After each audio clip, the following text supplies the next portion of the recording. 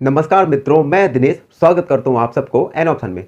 बच्चों, आज हम प्रश्नावली 1.3 का प्रश्न नंबर 1 को हल करने वाले हैं। तो प्रश्न नंबर 1 है, निम्नलिखित में प्रत्येक का मान ज्ञात कीजिए। पहला है -30 भाग 10। हमें -30 में 10 का भाग करना है। तो 10 एकम 10, 10 दूनी 20, 10 तिया 30। तो इसका आंसर आएगा -3। बी वाला हल करेंगे, जो है 50 में हमें -5 का भाग करना है। तो -5 का भाग करेंगे तो आएगा -10। सी वाला, और अगर दो पूर्णांकों का अगर हम भाग करते हैं और दोनों पूर्णांक ऋणात्मक हैं तो हमें जो उसका आंसर होगा, उत्तर होगा, वो एक धनात्मक पूर्णांक प्राप्त होगा। तो 36 -36 भाग -9, तो 9 चौक 36। तो इसका आंसर आएगा +4।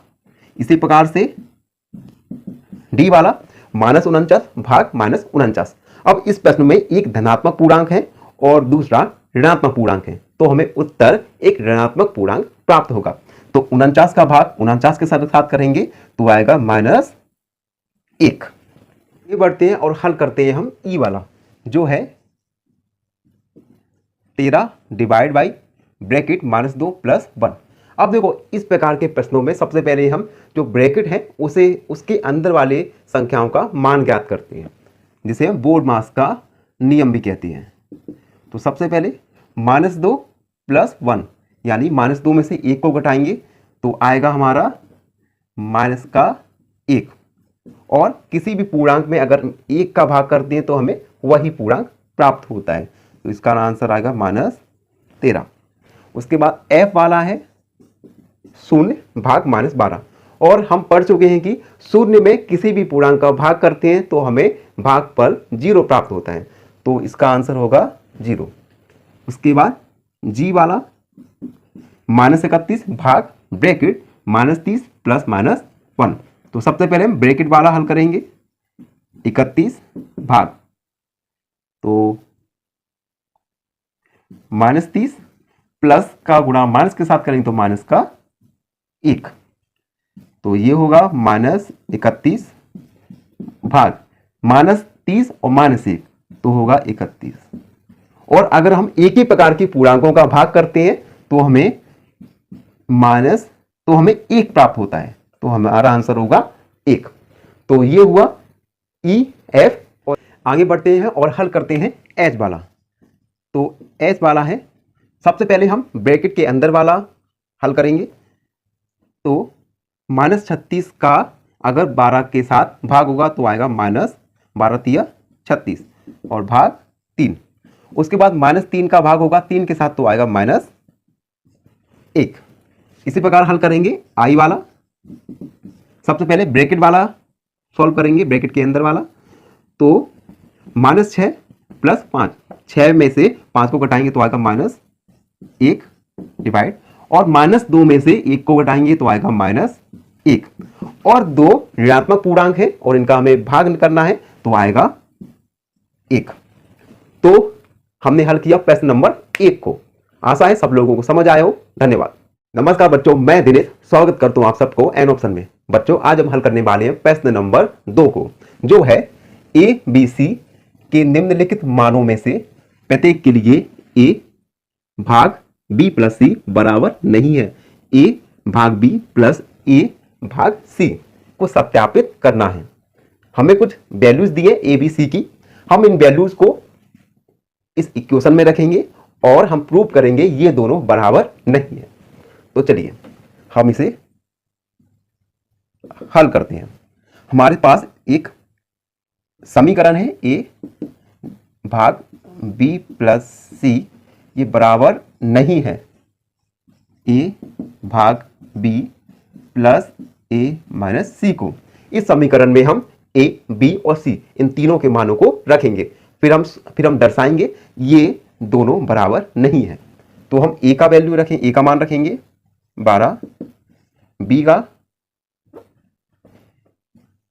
का रखा हमने -4 + 2 बराबर नहीं है ए 12 भाग -4 + ए भाग बी यानी 2। इसे हम हल करेंगे 12 भाग, अब -2 में से हम करेंगे 2 को घटाएंगे तो आएगा -2 बराबर नहीं है। तो 12 का भाग 12 में भाग का करेंगे 4 का तो आएगा -3 प्लस 12 में 2 का भाग करेंगे तो आएगा 6।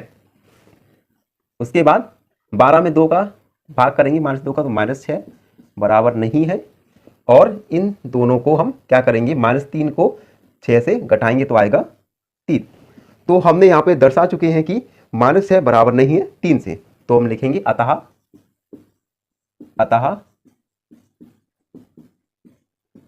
सत्यापित हुआ। इस प्रकार हमने ए वाले को हल किया। आगे हम बी वाले को इसी प्रकार से सत्यापित करेंगे। तब तक के लिए अब हम बी वाले को हल करेंगे, जिसमें ए का मान -10 दिया है, बी का मान 1 और सी का मान 1 दिया है। हमें इसे सत्यापित करना है। सबसे पहले हम समीकरण को लिखेंगे, ए भाग बी प्लस सी बराबर नहीं है, यह हमें दर्शाना है। ए भाग बी प्लस ए भाग सी। तो हम ए का मान रखेंगे -10 भाग बी का मान 1, सी का मान 1 बराबर नहीं है। ए का मान -10 भाग बी प्लस -10 भाग सी का मान 1 और बी का मान 1। उसके बाद -10 भाग 1 और 1 2। उसके बाद यहाँ पे हम थोड़ा सा ब्रैकेट लगाएंगे, बराबर नहीं है। -10 में 1 का भाग करेंगे तो आएगा -10 प्लस यहाँ पे भी -10। उसके बाद -10 में 2 का भाग करेंगे तो आएगा -5 बराबर नहीं है। -10 और -10 ये जुड़ के -20 हो जाएगा। तो हम आसानी से देख सकते हैं -5 बराबर नहीं है -20 के। तो हम लिखेंगे अतः सत्यापित हुआ। तो हम हल कर चुके हैं प्रश्न नंबर 2 को। आशा है आप सभी को समझ आया हो। धन्यवाद। नमस्कार मित्रों, मैं दिनेश स्वागत करता हूं आप सबको एन ऑप्शन में। आज हम पढ़ने वाले प्रश्न नंबर 3 को, जो है रिक्त स्थानों की पूर्ति कीजिए। तो पहला खाली स्थान है 369 डिवाइड, उसके बाद खाली स्थान बराबर 369। मतलब 369 में हम कितने का डिवाइड करें कि आंसर 369 ही आए। तो हम पढ़ चुके हैं, अगर किसी पूर्णांक में 1 का डिवाइड कर 1 का भाग देती है तो हमें वही पूर्णांक प्राप्त होता है। तो हम यहाँ पे 1 का भाग करेंगे।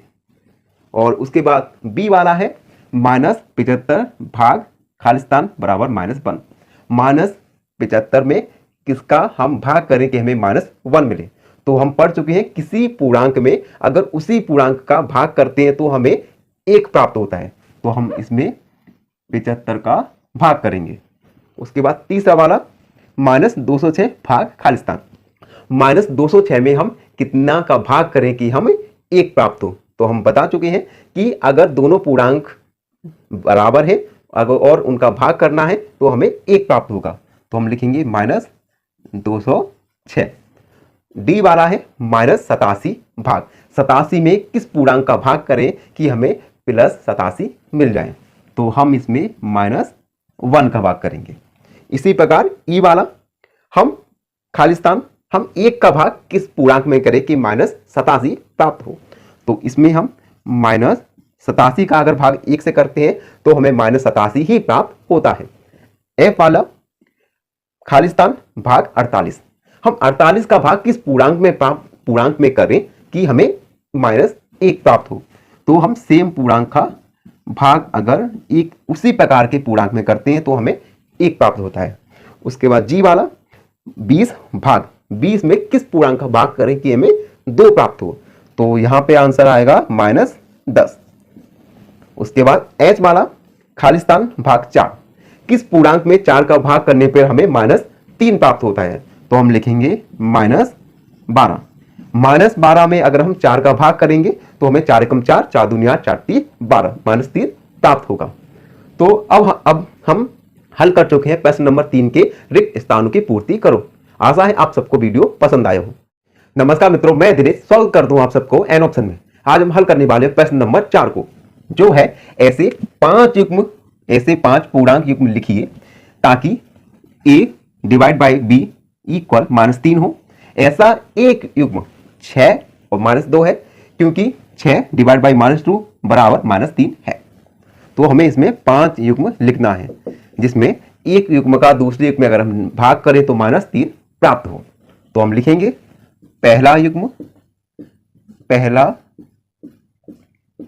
युग्म हमने a बराबर 9 लिया, b बराबर -3, अतः अर्थात 9 डिवाइड बाई -3 कितना आया, -3। दूसरा युग्म हमने a बराबर लिया 12, b बराबर -4, यानी अगर हम 12 में -4 का भाग करेंगे तो हमें -3 प्राप्त होगा। उसके बाद तीसरा युग्म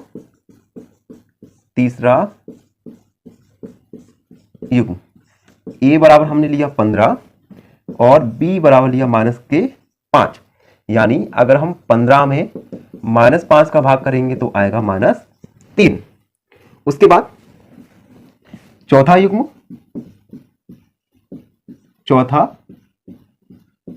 युग्म हमने a बराबर लिया 18, b बराबर लिया -6, यानी अगर हम 18 में -6 का भाग करें तो हमें प्राप्त होगा -3। उसके बाद पांचवा युग्म के लिए a बराबर हमने लिया 21 और b बराबर लिया -7।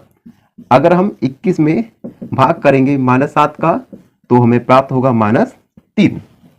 इस प्रकार हमने पहला, दूसरा, तीसरा, चौथा और पांचवा 5 युग्म हमने बताए, जिसमें अगर एक युग्म का दूसरे में भाग करें तो हमें -3 प्राप्त होता है। तो आशा है आप सबको समझ आए हो। मिलते हैं। नमस्कार मित्रों, मैं दिनेश स्वागत करता हूं आप सबको एन ऑप्शन में। बच्चों, आज हम पढ़ेंगे प्रश्न वाली 1.3 का प्रश्न नंबर 5, जो है दोपहर 12 बजे तापमान 0 से 10 डिग्री ऊपर था, मतलब 10 डिग्री था। यदि वह आधी रात तक 2 डिग्री प्रति घंटे, हर घंटे 2 डिग्री सेल्सियस तापमान में कमी आ रही है, दर से कम हो तो किस समय तापमान 0 से 8 डिग्री सेल्सियस नीचे होगा, यानी तापमान -8 डिग्री सेल्सियस होगा। आधी रात को तापमान क्या होगा? तो हम इसे हल करेंगे। सबसे पहले हम एक तापमान को संख्या रेखा से में निरूपित करेंगे। संख्या रेखा में निरूपित करते हैं। एक हमने संख्या रेखा बनाई, यहां पे हमने 0 मार्क किया और 1 2 3 4 5 6 7 8 9 और 10। लेफ्ट साइड हमने -1 -2 -3 -4 -5 -6 -7 -8। अब प्रश्न में कहा है कि 12 बजे 0 से 10 डिग्री टेम्परेचर था, यानी प्लस का 10 डिग्री यहां पे टेम्परेचर था, और फिर 2 डिग्री प्रति घंटे की दर से कम हुआ तो रात में तापमान 8 डिग्री सेल्सियस नीचे हो गया, -8 डिग्री। तो हम यहां से -8 डिग्री तक जाएंगे। 2 3 4 5 6 7 8 10 11 12 13 14 15 16 17 18, यानी 10 डिग्री से -8 डिग्री तक जो तापमान में गिरावट में कितना घंटे लगा? 18 घंटे। अब हम लिखेंगे 2 डिग्री सेल्सियस तापमान कम होने में लगा समय,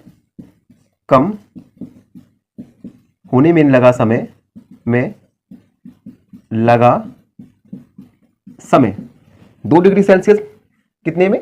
1 घंटे में। हम लिखेंगे 1 घंटा। तो लिखेंगे 1 डिग्री सेल्सियस तापमान कम होने में लगा समय, कम होने में लगा समय, में लगा समय। 2 डिग्री सेल्सियस तापमान में कम होने में लगा समय 1 घंटा, तो 1 डिग्री में होगा 1/2 मतलब आधा घंटा। तो हम लिखेंगे इसी प्रकार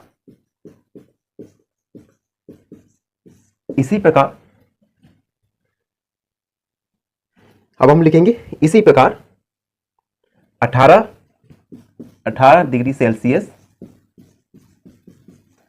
तापमान कम होने में लगा समय, कम होने में लगा समय, में लगा समय 1/2 गुणा करेंगे 18 का, तो ये आएगा 9 घंटे। मतलब 18 डिग्री तापमान कम होने में 9 घंटे का समय लगेगा। अब हम आगे बढ़ते हैं और इसे थोड़ा रफ करेंगे, जल्दी से। जब तक आप हमारे चैनल पर नए हैं तो लाइक करें, सब्सक्राइब करें और शेयर जरूर करें। तो देखो अब हम लिखेंगे कुल समय। देखो 12 बजे तापमान 0, तो दोपहर के 12 बजे, दोपहर के 12 बजे प्लस 9 घंटे, 9 घंटे, तो 12 प्लस 9 बराबर 21 घंटे। 21 घंटे को हम लिख सकते हैं 9 PM। तो हम लिखेंगे इसके बाद, यानी रात के 9 बजे तापमान, अतः रात के 9 बजे तापमान -8 डिग्री सेल्सियस होगा। तो ये हल हुआ प्रश्न नंबर 5 का। आप सभी को समझ आए हो। मिलते हैं। नमस्कार मित्रों, मैं दिनेश स्वागत करता हूं आप सबका एन ऑप्शन में। बच्चों, आज हम प्रश्न नंबर 6 को हल करने वाले हैं, जो है एक कक्षा टेस्ट में प्रत्येक सही उत्तर के लिए -3 अंक दिए जाते हैं और प्रत्येक गलत उत्तर के लिए -2 अंक दिए जाते हैं, और किसी प्रश्न को हल ना करने का प्रयत्न नहीं करने पर कोई अंक नहीं दिया जाता। माने एक टेस्ट हुआ, उसमें सही उत्तर के लिए 3 अंक और गलत उत्तर के लिए -2 अंक, और अगर आपने कोई भी प्रश्न हल नहीं किया तो आपको 0 अंक दिए जाते हैं। ये वाला है, राधिका टेस्ट में 20 अंक प्राप्त करती है यदि उसके 12 उत्तर सही पाए गए, तो उसने कितने प्रश्नों का उत्तर गलत दिया है। गलत प्रश्नों की संख्या हमें पता करना है। तो इसमें हम हल करेंगे, लिखेंगे राधिका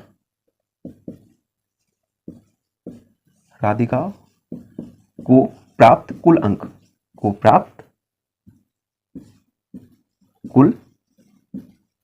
अंक कितनी है? 20। सही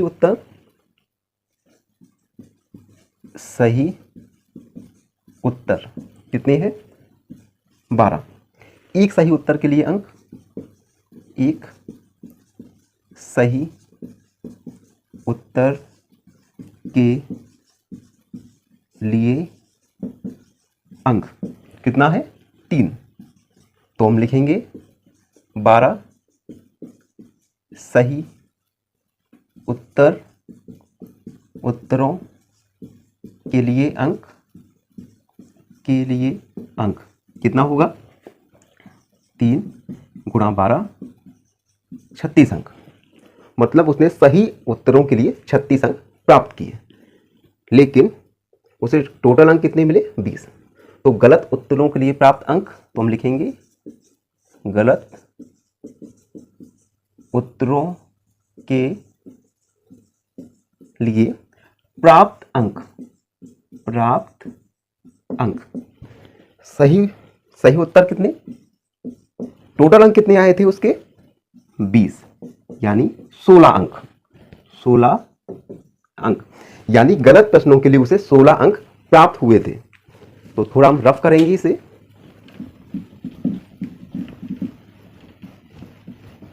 जब तक आप हमारे चैनल को लाइक कीजिए, शेयर कीजिए। उसके बाद हम लिखेंगे चूंकि एक गलत उत्तर के लिए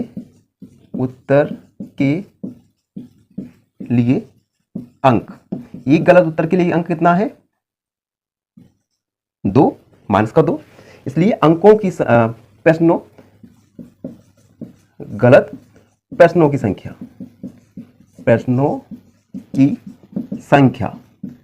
गलत प्रश्नों के लिए प्राप्त अंक है 16 और एक गलत उत्तर के लिए अंक है 2। तो हम इसमें डिवाइड करेंगे 2 का, यानी 8। अतः उसने 8 गलत उत्तरों, अतः हम लिखेंगे अब उसे, अतः उसने 8 प्रश्नों के गलत उत्तर दिए।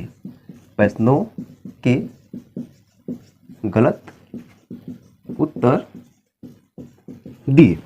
तो ये हमने हल किया क्वेश्चन नंबर 6 का पहला। आगे हम सॉल्व करेंगे इसमें दूसरा वाला का हल। सॉल्व करेंगे बी वाला, दूसरा वाला। मोहिनी टेस्ट में -5 अंक प्राप्त करती है, जबकि उसके 7 उत्तर सही पाए जाते हैं। उसने कितने प्रश्नों का गलत उत्तर दिया है? तो हम इसे हल करेंगे। लिखेंगे मोहिनी को प्राप्त कुल अंक कितने हैं? -5। सही प्रश्न कितने? सही उत्तर कितने हैं? 7। एक सही उत्तर का अंक, एक सही उत्तर का अंक है 3। तो 7 सही उत्तर का अंक कितना होगा? 3 गुणा 7 बराबर 21 अंक। और अब उसने, ये हुआ 21 अंक, ठीक है। तो हम निकालेंगे गलत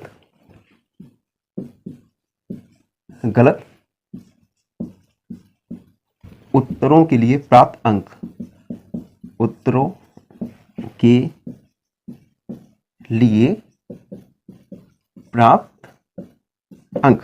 देखो सही उत्तर के लिए कितना था? 21 और कुल अंक कितने हैं? -5। -5 को हम घटाएंगे 21 से, हमने किया 21। -5 क्या है इसमें? क्योंकि टोटल अंक उसके हैं -5, तो हम इन दोनों को जोड़ेंगे, यानी कि 26। एक गलत उत्तर के लिए अंक कितना है? 2। तो हम लिखेंगे गलत उत्तरों की संख्या, गलत उत्तरों की संख्या। देखो, और यहां पे हम माइनस लगा भी सकते हैं, नहीं भी लगा सकते। तो हम लिखेंगे 26 डिवाइड बाई 2 -2। तो आंसर आएगा 13। तो गलत प्रश्नों की संख्या कितनी है? 13, यानी उसने 13 गलत उत्तर किए। तो ये था प्रश्न नंबर 6। आशा है सभी को समझ आया। मिलते हैं अगले वीडियोस में। धन्यवाद। नमस्कार मित्रों, मैं दिनेश स्वागत करता हूं आप सबको एन ऑप्शन में। आज हम हल करने वाले हैं प्रश्न नंबर 7 को, जो है एक उत्थापक किसी खान कूपक में 6 मीटर प्रति मिनट की दर से नीचे जाता है। यदि नीचे जाना भूमि तल से 10 मीटर ऊपर से शुरू होता है, तो -350 मीटर पहुंचने में उत्थापक कितना समय लगाएगा? तो हल करते हैं। सबसे पहले हम लिखेंगे उत्थापक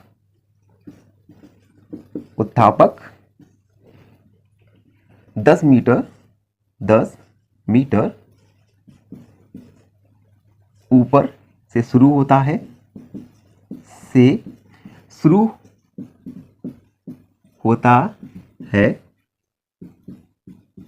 और विपरीत दिशा में -350 मीटर की दूरी तय करता है। उत्थापक 10 मीटर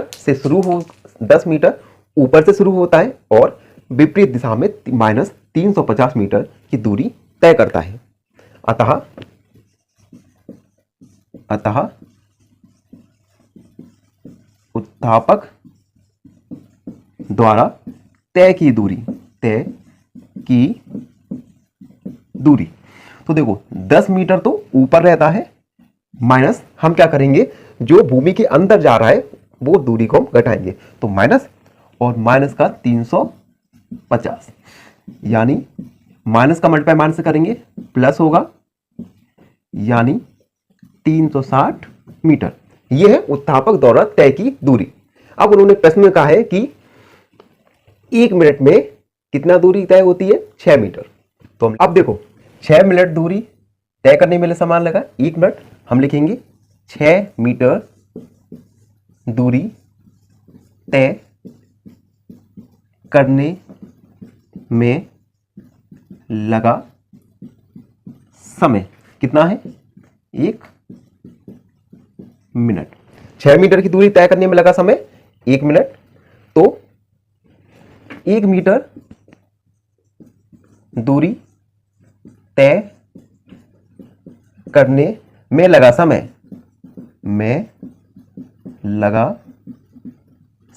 कितना होगा, 1/6 मिनट।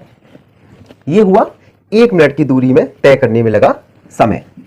उसके बाद जब तक आप हमारे चैनल को लाइक कीजिए, शेयर कीजिए और सब्सक्राइब जरूर करें। तो ये हमने निकाला 1 मीटर की दूरी तय करने में लगा समय, तो हम लिखेंगे इसलिए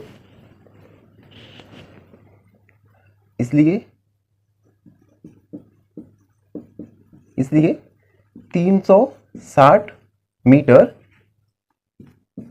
दूरी तय करने में लगा समय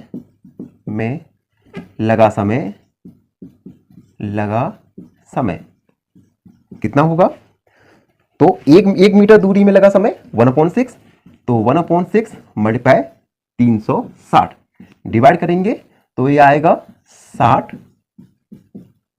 मिनट, या हम लिख सकते हैं 1 घंटा। तो हम लिखेंगे अतः -350 मीटर पहुंचने में उत्थापक को 1 घंटा लगेगा। तो बच्चों ये था प्रश्न नंबर 7 का हल। आशा है